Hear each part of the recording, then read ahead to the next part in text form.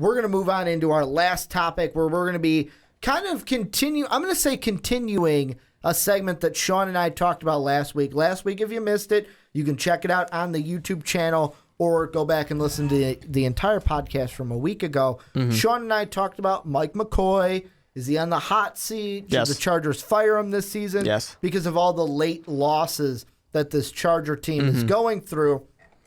We're kind of going to go through some other coaches that could be on the hot seat this year or could be fired. And I'm going to throw the first coach out at you. You ready for this one? All right, yeah. Bill Belichick should probably be fired. This one's an easy one. John Fox. It's easy because I'm going to say no, he shouldn't be fired. There needs to be more time. John Fox, Vic Fangio, these guys were brought in because they have experience and they know how to bring teams from the bottom to the top. So you got to let them do that. You got to give them those years to do it. John Fox, he hasn't picked his quarterback yet. He got his running back. Jordan Howard looks great. Langford looks like he's going to be a good combination once he gets back too.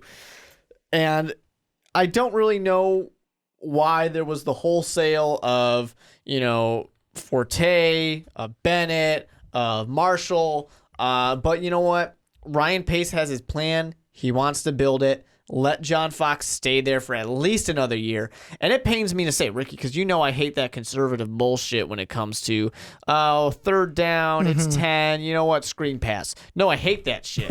I hate it so much. We got rid of Mark Trestman for a reason, and now we still have the same conservative bullshit. That's like, you don't know what this game still plays in my head. It was a Panther game from 2 years ago. You know what, we're down by 6 points. 4 seconds left on the clock. We got the ball at the 20. Screen pass to Jonathan Stewart. What the fuck are you doing? You know what? The thing is that Marshawn Lynch, once on 4th down in 29, went beast mode and unleashed it. And ever since then... Was that the hold my dick play? The hold my dick. No, that's not the hold my dick play, I don't think. That's just the beast mode. The Saints. Yeah. Is that the same hold my dick game? Yeah, it's the one where he jumped back and he did one of these things. Good for him. So at one point in time this happened, and ever since, coaches everywhere have thought, hey, you know what, if it's third down, I'm going to throw a screen pass because maybe we'll have a beast mode situation. And but then we will be propelled. We will be propelled to a Super Bowl in 4 years. But anyways, no, it's just John Fox doesn't need to go anywhere just yet. Give him another year because this team is still in terribly slow rebuild mode.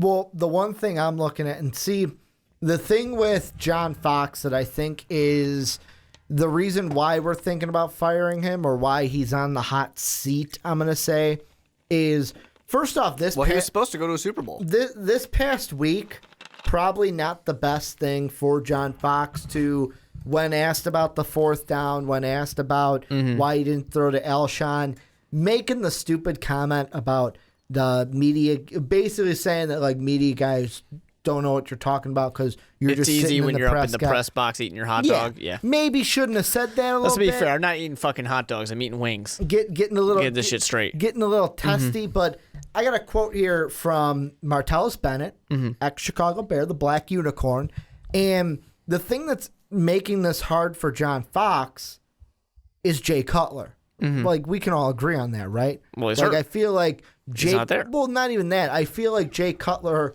it's getting to the part where maybe you've stayed your time here. And the fact that John Fox was, in a way, handcuffed, and the organization was. Jay Cutler. They had to kind of ride out the contract, good or bad. Either way, they were going to have to ride out the contract for a little bit. And I guess Martellus Bennett did an interview with E60. I'm going to read you 2 quotes from Martellus Bennett. Got to throw this in there. The first one starts off, quote, "We just had a bunch of bitches on the roster. That's why we didn't win games. And the coaches liked the bitches. Some people that you want to be a leader are not the guy that's the leader. And everyone in the locker room knows that this is not the leader, but this is what you want this is what you want the face of your team to look like," end quote. We know he's talking about Jay Cutler. In the most passive-aggressive way possible, yeah.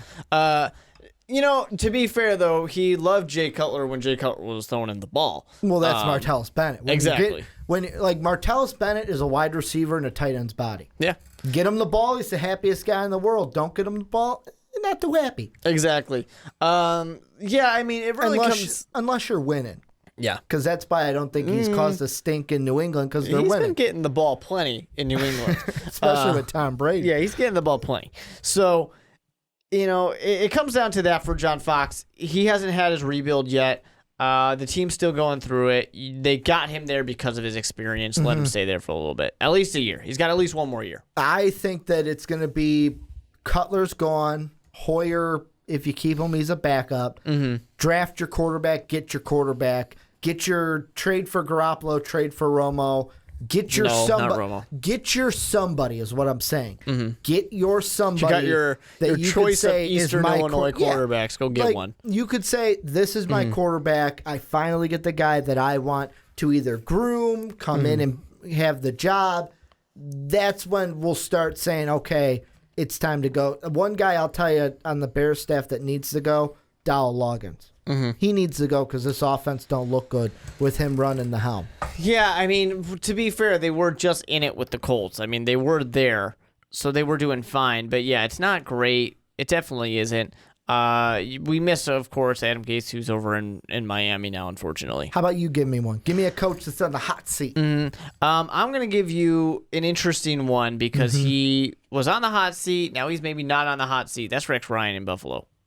I don't think he's on the hot seat. It seems like he's been removed because he's won 2 games now. Because let's be honest, he is like this entire season he's on the hot seat.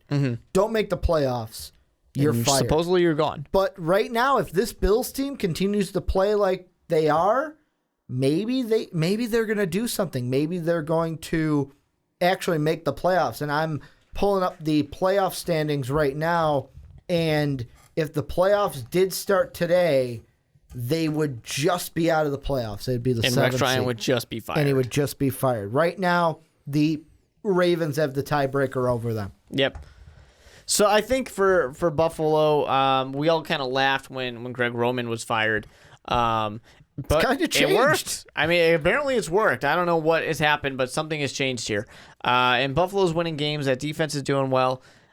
So I don't know. Maybe it'll be just enough. But I feel like that's Rex Ryan's MO. He does just enough to not get fired. So maybe another time. Yeah, I'm going to say that even though obviously he's on the hot seat for the whole year because his GM told him, hey, if you don't win, you're fired. But I think he's kind of off of it right now. The heat's been turned down. And I'm looking at the next 4 games, or not 4 games, the next, the next 6 games for him. They've got some winnable games. I mean, I'll run down for you. San Fran, probably going to chalk that up as a W. Probably. At Miami, chalk it up as a W. Most likely. At home against New England, Tommy Terrific ain't getting shut out. You lost. It's an L. And New England's mad that you guys beat them the last time. Seattle, probably a loss.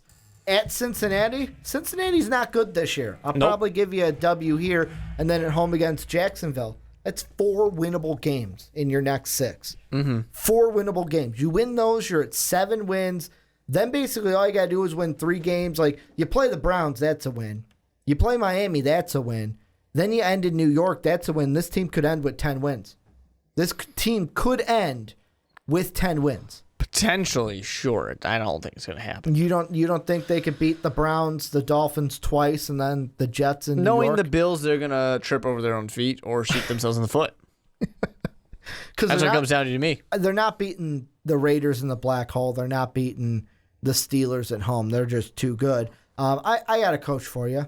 Gus Bradley in Jacksonville. Yeah, I was kind of feeling like this one might come up soon. I thought you were going to throw him at me. No, I wanted to talk about Rex for a little bit just because I find Rexy. Rex interesting. Especially with his tattoos. Yeah, his what is it, Mark Sanchez tattoo? Well, now it's the punter. Yeah, which is, just as good. So here's the thing with the Jacksonville Jaguars. This was everybody's dark horse, everybody's darling at the beginning. And it didn't make sense that they didn't get off to a good start. They played the Packers tough, but the Packers played shitty for the first 4 games. It was also hot in Jacksonville that weekend. And, the Chargers wasn't close. Ravens, that was a very close game. But the Ravens, what did they do? They just fired their offensive coordinator. So obviously that was a team that's admitting something was wrong. They beat the Colts, but the Colts barely beat the Bears. The Bears suck. So they get to play the Bears now. It's going to be interesting to see what happens. But look at where the game's being played. At Chicago. But Chicago last year didn't win a single home game. So I wouldn't get too excited about that. You won one home game, I think. I think you won one home game. Maybe. I'm just not confident in the team. I think it was one. Confident in the team. But it was, all I know is it was like 363 days. But you look at this schedule for Jacksonville, what they just played.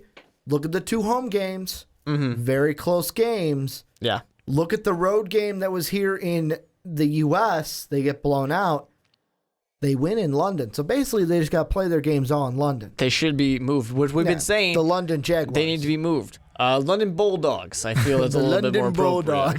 Bulldogs. Move from a cat to a dog. So Gus Bradley's really not on my hot seat, but it is pretty warm. You know, there's some winnable games there.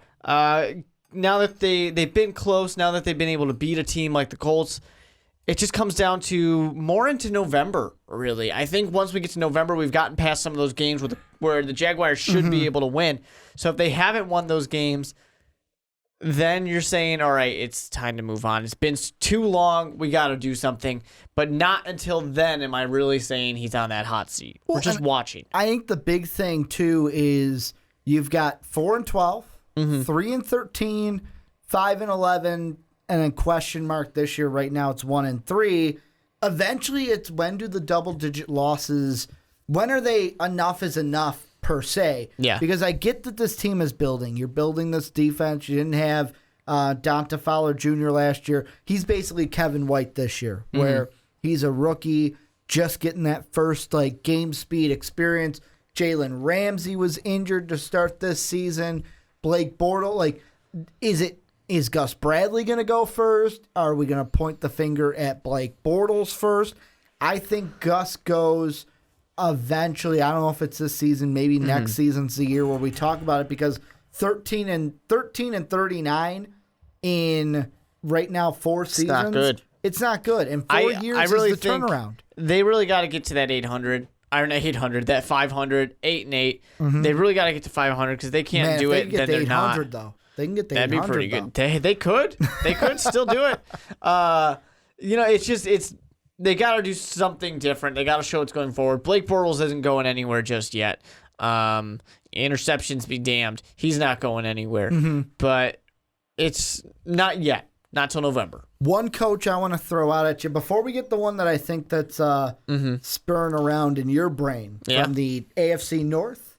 Maybe. Right? The AFC North? Yeah, talk about the Wolverine. Okay, maybe the Wolverine. But one coach I want to throw out there before we get to one of the last one is Chuck Pagano. Yeah. And the reason why is the Colts, something needs to change. Jim Irsay thinks it's a little bit of Andrew Luck, thinks it's his contract. Even though that's your fault. It totally is. The collective bargaining agreement was made so that when you get a guy, you're no longer getting a guy like Sam Bradford where you're overpaying for him before you know what you really have. You're getting a guy, and when you draft that quarterback, when you get him first overall, you have 4 years. It was your fault that you did not, that he willed his way to AFC championship games, willed you to the playoffs, but you didn't build anything around him. That was your fault. You thought that was enough. Yeah, that was your fault. Now he demands the money, and now it's his fault? No, get out of here. I think eventually that because you're not going to just get rid of Andrew Luck, I think Chuck Pagano's going to go sooner rather than later. No, I would agree. I think that Pagano's seat is artificially hot.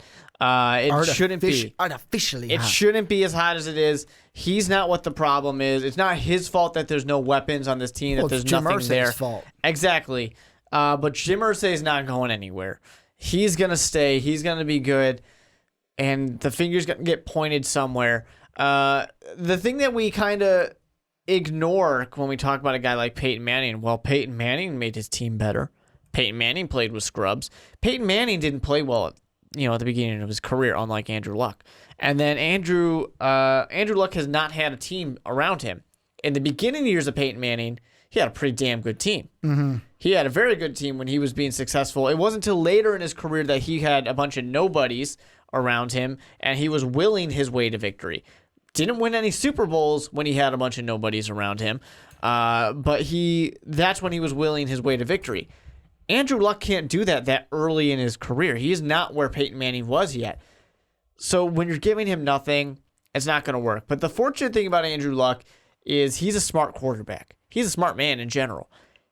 I mean, the man's got a fucking flip phone. He is a smart man. He is okay with taking less money if it means his team is going to be better. Mm-hmm. Somebody's just got to ask the guy. I think that's really what it comes down to. Has anybody, to quote Trump, by quoting, I mean paraphrasing, has anybody called Andrew Luck? Why won't anybody call Andrew Luck? Pick up the damn phone and let's renegotiate that deal. Mm-hmm. Somebody just call Sean Hannity already. Let's just get it done.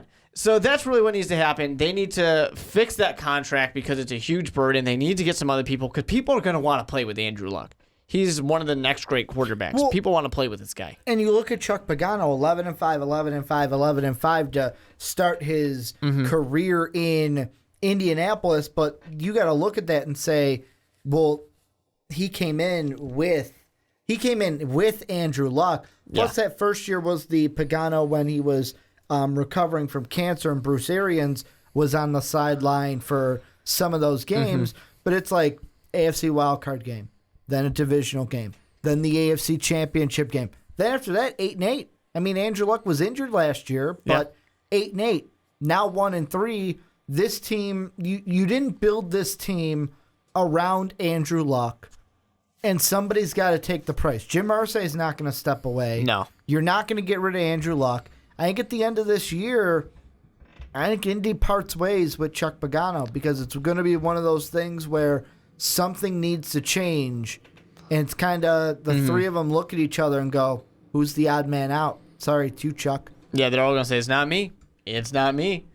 Well, Jim Irsay is not going to trade Andrew Luck. Yeah, exactly. And Jim Irsay is not going to sell the team. He's not going to fucking be like, oh, I'm the problem. I'm going to step away. Mm-hmm. So a big thing for that, I do kind of feel that that Chuck Pagano, I don't think that much is really going to change. I really do think that it's just going to be same old, same old. It really will. I think that at the end of the season, they don't really make any changes. Chuck Pagano's still there. We thought Chuck Pagano was being fired last year, but he's still here.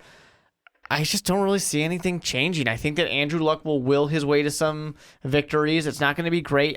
They're probably not going to make the playoffs, but maybe they can sneak in with a division win because their division's not very good. Well, that's what I was going to say. Their division ain't that good at all. So I just don't really see much changing right now. I really don't. Same old, same old. Maybe one day someone's going to pick up the phone call and call Andrew Luck and say, "Hey, let's change this deal around a little bit." Because I mean, right now they're 2-3, but they're only one game behind the Texans right now. And Brock the Cock hasn't looked that well. Mm-hmm. The Titans haven't looked that great. And the Jaguars don't look great. All their losses, minus that loss to the Broncos, they're a touchdown away. Mm-hmm. They score a touchdown, they win.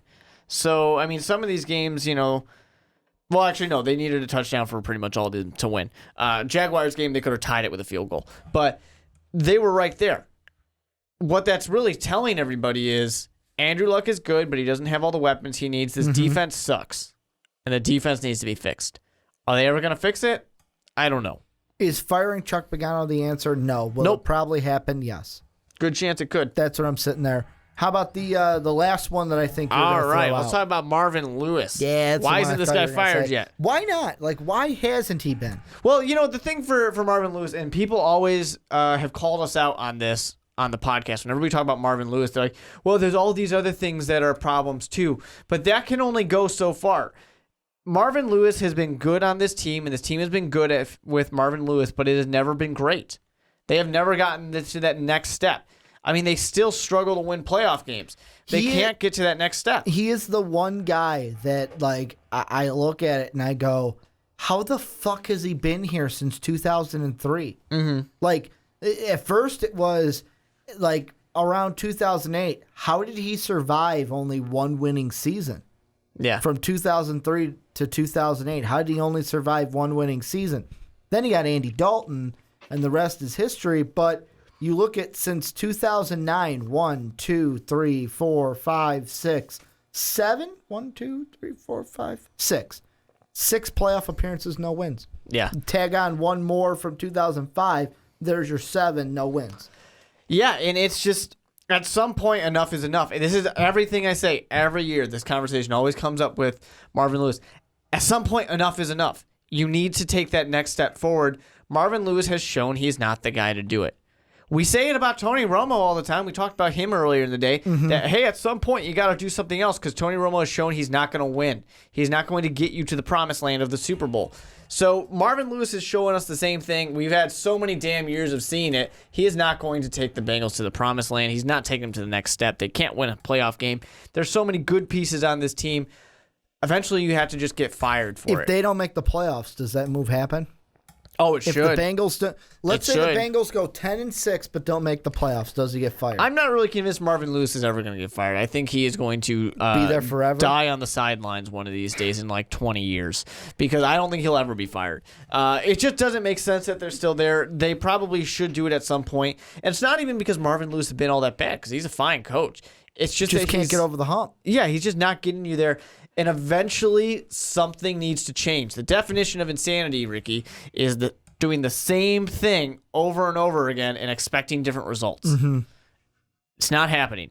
So at some point, you got to make a change. I'm with you. And Bengal fans are probably going to be... Oh, they're pissed. They're going to defend him down below in the comment section. I know it's happening. But, yeah, I look at Marvin Lewis and I go, how do you still have a job? Like, really what should have happened is they shouldn't have let when Hugh Jackson was like, hey, I'm going to go to the Browns, they should have been like, no, you're not. Marvin, get out of here. Hugh, you're staying. I mean, what they should have... They're kind of feeling it without him. They're kind of feeling the burn without him. Brown fans, not Brown fans, Bengal fans, I want you to answer this in the comment section. Are you kicking yourselves a little bit for maybe when Mike Zimmer was leaving the Bengals? I know hindsight's 20/20, but are you kicking yourselves a little bit that your team didn't right there go, we're firing Marvin Lewis, we're going to make Mike Zimmer the head coach? I think that was a little too early, though. I don't think you could have said that yet. Anybody who says yes, I think, is using pure hindsight. At that point, it wasn't a good point to say it. And I'm just saying, you could have made, like, the one thing you could have said to strengthen your argument in that case is, yes, I would have done that, because Zimmer's a Parcells disciple and the mentality he brings to a defense, because he took over for the Vikings in 2014. That was just 3 years ago. That was after Marvin Lewis went to the playoffs 3 straight times, 4 in the last, that was 5 years, and lost. I don't think that was too soon. I think 2 years ago we were actually having the same discussion. We probably were, because we had the discussion every year about Marvin Lewis. But I think that... I think you could have had it 2 years ago. You could have had the decision last year. You could have had the Hugh Jackman, as I want to call it, but Hugh Jackson, the Wolverine. I think that one would have been a more realistic. Yes, you could have done it. You know who was the one? But the Browns are 0-5. You know who was the one that was too soon that you couldn't have done it for? Mike Zimmer was the guy where I think you can defend yourself saying, yes, we should have fired Lewis and made Zimmer the head coach. The guy where it might have been a little too soon, Jay Gruden. No. Jay Gruden was the one where it was a little bit too soon. What success has Jay Gruden had? No, I'm saying like when you said like, nah, you can't say that because it was too soon. For Jay Gruden, it would be too soon because Jay Gruden was he left before Mike Zimmer even did. Yeah. He left for, let's see, his first year in Washington. No, wait, never mind. Him and Zimmer left the same year. You lost your offensive coordinator, your defensive coordinator. Never mind. However, you're going to pick Zimmer because Jay Gruden, really, did you think he was going to do anything in Washington? A lot of people did. I didn't. I really didn't think he was going to do anything. Great offensive coordinator. Probably not the best head coach. He's not his brother. He's no John. And John is a little overrated as a Super Bowl champion. Yeah, with somebody else's team. Super Bowl champion. With somebody else's team. And a stolen playbook. Yeah. So, when it comes to that, I mean, Marvin Lewis, we had the conversation every year. Eventually something's got to change. That's my stance on this has not changed. That at some point you ask, when is enough enough? He needs to go. I think it had and this team has become on offense so one-dimensional. And by one-dimensional, I'm saying teams are basically saying, You lost Marvin Jones, you lost Sanu. We're just going to guard A.J. Green, see how you like it. But A.J. Green's a fucking monster. Nobody A.J. can Green's stop a him. monster, but A.J. Green hasn't been the A.J. Green. He's still been pretty damn good, though. Maybe it's because I'm looking at his fantasy side, and he hasn't been too great fantasy-wise. I think five points was all he got this past week. Teams are starting to limit A.J. Green a little bit more than they had in the past. And we've had the conversation many times. Andy Dalton wouldn't be as great as he was without a guy like A.J. Green. He wouldn't. And without great offensive coordinators behind him, helping him out. So, it's just kind of, it's almost as if the Cincinnati Bengals, as good of a team as they are, because they are a good team, but they've been propped up a little bit as well. And it's not, whenever they get to those big games against the quote-unquote real teams, don't hate me too much for saying that, guys, the quote-unquote real teams, it doesn't work out for them. They get put back down to their level where they belong. And they continue to prop themselves back up and get knocked back down again. So, Bengals, they just need to do something different. Well, and this is where, before we sign off the whole thing, I got to throw one more at you. Yeah. Jeff Fisher. How can we forget him? Yeah, that's another one of those guys who, why the fuck does he still have a job? Yeah, he should be gone. He should be gone. This is some 7-9 bullshit that he's still there. He needs to get out of there. There is no way that he should still have a job, especially with a guy like Goff. Maybe fire him, get a head coach that wants to come in and work with the Jared. Get one who wants to, I don't know, start the guy that you picked number 1 overall. Hey, let's see what happens. Because Case Keenum's not shit. That would be something to write home about. But this is where you guys tell us down below what you thought about anything that we talked about today. This is Ricky Widmer, Mark Weber. Check us out on patreon.com/mostvaluablepodcast. We're trying to get these lapel mics, so maybe you don't have to see these mics in front of our faces for future videos. Go check us out on Twitter. Those are down in the description. If you're on Blog Talk Radio, thank you guys for listening. If you're on YouTube this week, thank you guys for watching. Go check out all of our other plethora of podcasts here on Most Valuable Podcasts. But as always, have a good day, everybody. Thank you for listening to this MVP podcast. Follow us on Twitter @MostValuablePod for more great podcasts.